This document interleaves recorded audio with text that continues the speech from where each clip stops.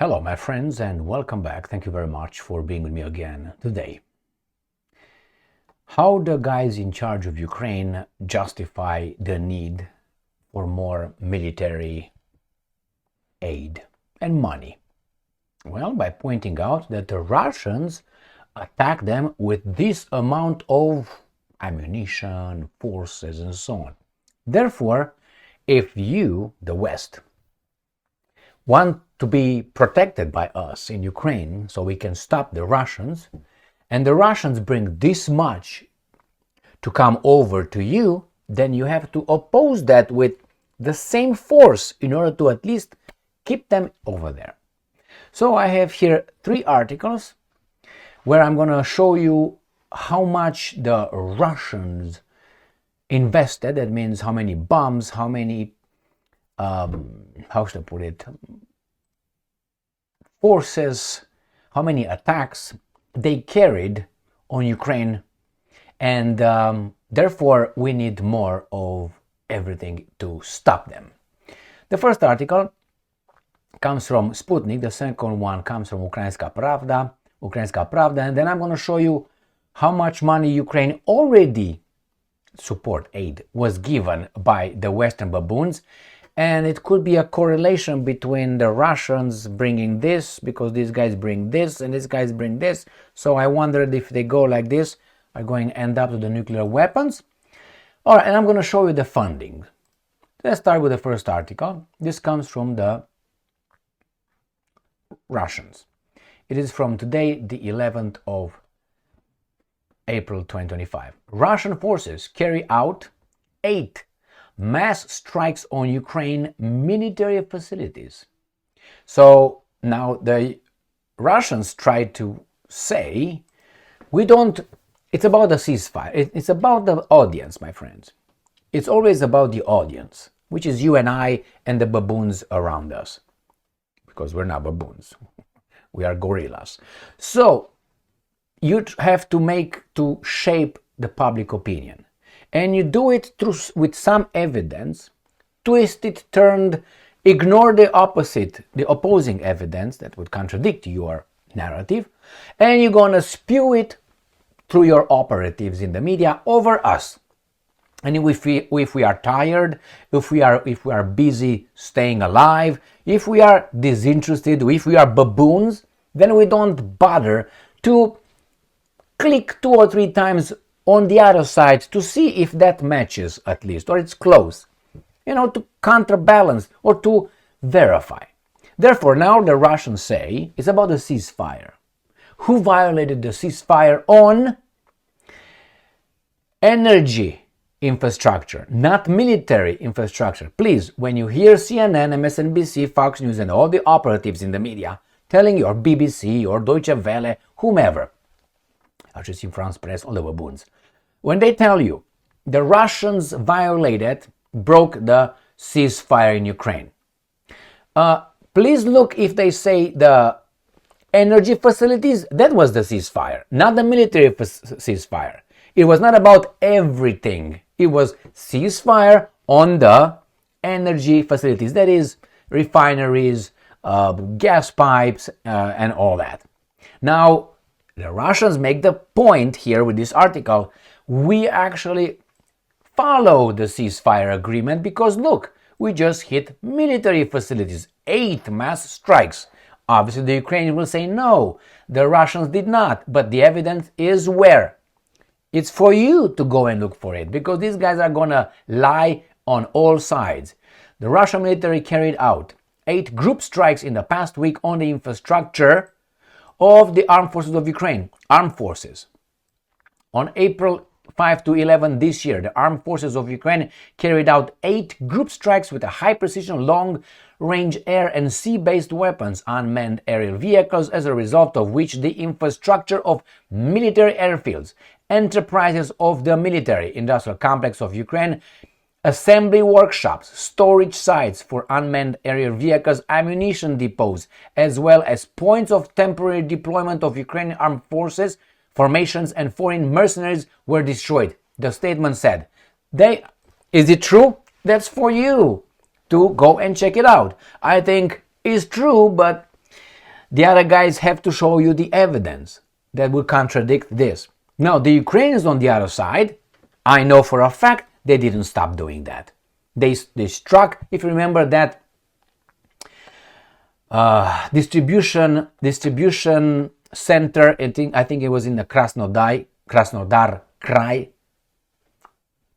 region, across from the Sea of Azov. It's only one example that I know for sure. And not only that, but nevertheless, this is my point is, when you hear ceasefire agreement, it was only about energy infrastructure, not the military infrastructure. And the Russians, supposedly, they make the point, we abide by that. Next one. Again, this is from the Ukrainians, Ukrainska Pravda. Russia has launched nearly 70 missiles and over 2,200 Shahed drones on Ukraine in 1 month ceasefire. You see ceasefire? So these guys are saying, no, look, it was a ceasefire. Is this, have you seen anything here written, energy infrastructure ceasefire?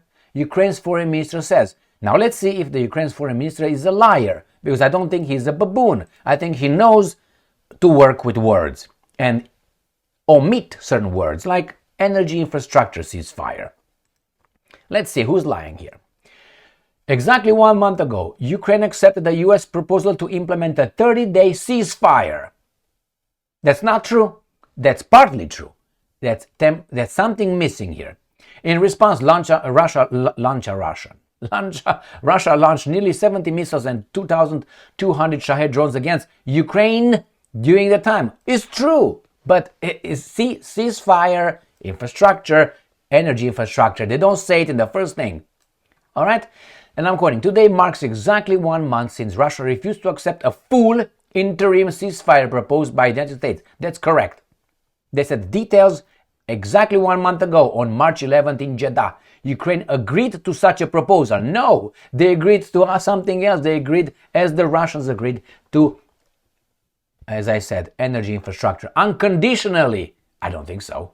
It was not like that. Russia refused to agree, instead putting forward conditions and demands. Of course, there are details. There are details. At the same time, Russia continued to escalate its terror against civilians. And you didn't. Didn't you attack Moscow? Didn't you hear those high-rise in Moscow? Yes, you did. And not only. From March 11 to April 11, Russia shot at Ukraine almost 70 missiles, 2,200 Shahed drones, and 6,000 guided aerial bombs. These were Russian response to peace proposals. The war is not over, the operation, what I talk about. This is typical of Russia, lying, manipulating, and continuing terror. Now, Mr. Sibiha, this is Sibiha, is trying to say Russia remains the only obstacle to peace and the sole source of war. Lying by omission, lying by interpretation, and simply lying. That's Sibiha. He's not an imbecile. He did not mention anything I was talking about. You don't believe me? Believe me? Please go and check it out. Please, it was never an unconditional complete ceasefire. Never. Never say never. All right, let's move to the next one. So we got, when you hear from now on Sibiha, the foreign minister of Ukraine, can't trust anything about that guy. That's for you. For me, that birds flew away a long time ago. The ship sailed a long time ago, okay? For me, because I pay attention to these guys. Here, Ukrainska Pravda. Russia has dropped 67,000 guided bombs on Ukraine since full-scale war's start, Ukraine Air Force says. 67,000. And this is meant to get you, hey, what's going on here? Germany announces new military aid package for Ukraine. It includes air defense systems. When you see air defense systems, it's not that they are just shooting down things. They can also shoot down somewhere else. They don't get only targets coming over. It's a matter of a switch. It's like, martial arts. They say, well, that's an argument. Martial arts, they say it's an art of self-defense, but most of the martial artists are offensive weapons. You have a few blocks here and there, but most of them are attacks. This is what they are. So how is that possible? Well, in defending yourself, you have to annihilate the opposition. Therefore, you're going to strangle a motherfucker a little bit. So the same here. They send air defense systems. The air defense systems could be changed into that. For instance, let me show you. This is a block. Okay, it's a block in Kyokushin. You can use this for the head.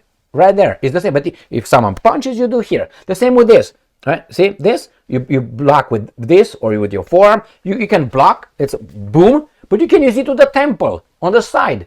And there is this. The same. This is a block. Block. You see, you attack. I block. Or I can hit you in the head. It's just a little bit of the same movement. See, from in out, from out in, from up down, from down up. It's just you just switch a little bit. The same thing is with this air defense systems. They can be switched to hit targets in an offensive way. So again, this is the point to make that the Russians are doing it. But the Russian says, wait a minute, what did you do? These guys keep giving us military aid. These are weapons, my friends. Weapons kill if they're used. All right, this is what it is. And let me show you how much total aid Ukraine was given by country.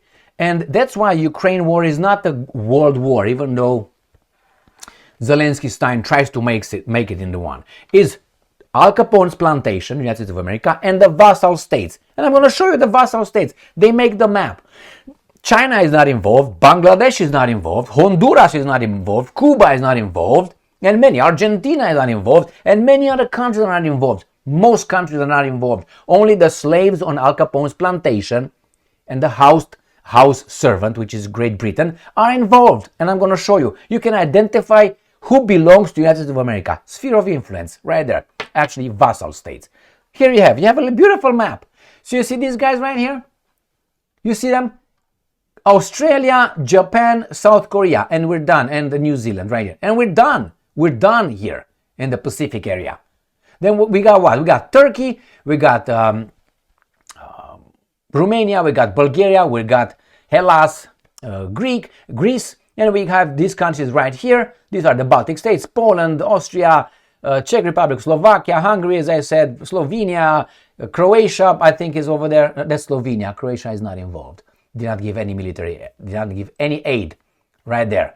And then you have what? Switzerland is involved there. This is Netherlands, Belgium, Denmark, Great Britain, Ireland. Then you have Spain, you have Portugal, you have Switzerland, as I said. Even Cyprus you got over there. Even you have these guys in whatever these guys, I can't remember where Napoleon is born. Corsica, isn't that what it is? Again, you got the baboons in Canada, you got the Americans, and you got even these guys right here in Iceland. Even they gave money. Even Iceland. All right, now let's see how much money they gave. Right? The United States of America gave, right there, $128 billion. But let's go to the nitty-gritty. United States gave already $128 billion, Germany 55, France 32, United Kingdom 25, and Italy 19. So if you add this, you go over $200 billion. What do you think this aid was for? What do you think? And they give you there was Malta, I'm sorry for that. So if you go over here, you go where? Tell me.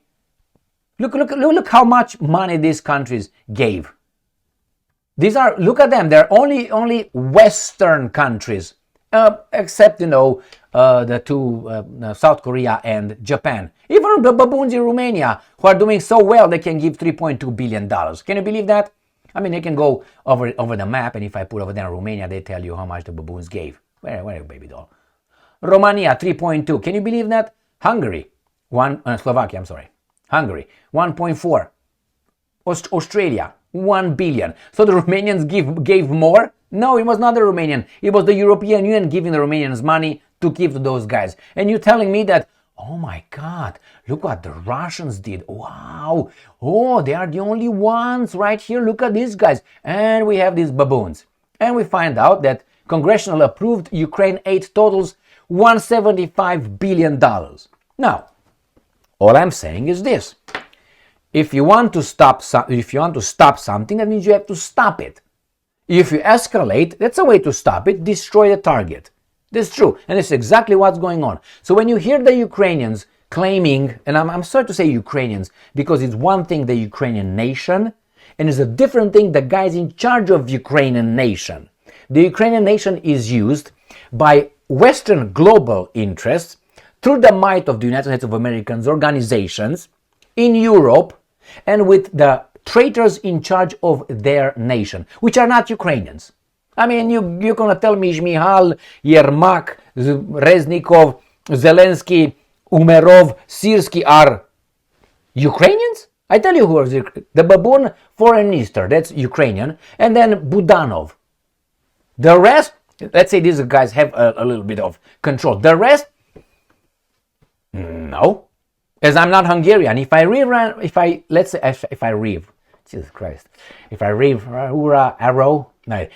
right now, let's say, and I have a Romanian wife, and I go to Hungary, and we have a child over there, the child will be Hungarian? Genetically, it's going to be 100%, let's say, Romanian, if I am 100% Romanian. Just saying. I mean, you're going to have the nationality, if you want, but ethnicity, the thing, you can have a Porsche, and you just take the Porsche off, and you put a Toyota on it, I say, now, or you take a Porsche, and you sell it to Japan.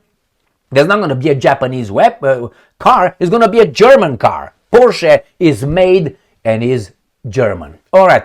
So what's going on over here? They want more money. They want more war. Why? You have profiteers over there. Unfortunately, the profiteers are using love, pathos in Ukraine to destroy their country and destroy their nation. Ukraine is a destroyed nation, but it's okay. The same guys who got you to war against Russia will bring you the man to create a new Ukraine. A little bit different, but it's okay. We're the same. We all bleed red. Fuck me, Freddy. Thank you very much for being with me again today. Stay strong, stay smart, look for the truth, and be just.